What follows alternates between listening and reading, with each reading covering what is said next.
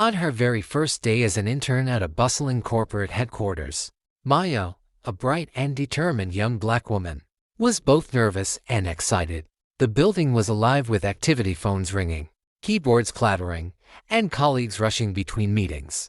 While others focused on their own work, Maya noticed a man entering the lobby. He looked slightly lost, holding a folder, and when the receptionist greeted him, he didn't respond.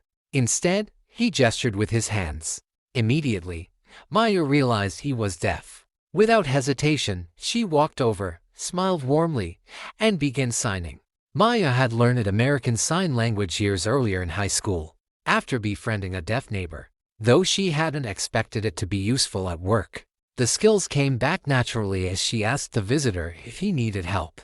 His face lit up with relief. He explained, through signing, that he was here for an important meeting but wasn't sure where to go. Maya quickly offered to escort him and continued chatting with him in sign language along the way, easing what could have been an uncomfortable experience. Unbeknownst to Maya, her kind gesture had caught the attention of several staff members nearby.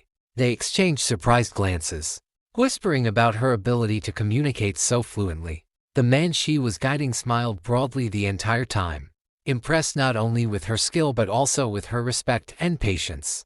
When they finally entered the executive boardroom, Maya froze for a moment. She had assumed he was just another visitor, maybe a client or consultant. But as everyone in the room stood respectfully, she realized he was none other than Mr. Grant, the company's CEO.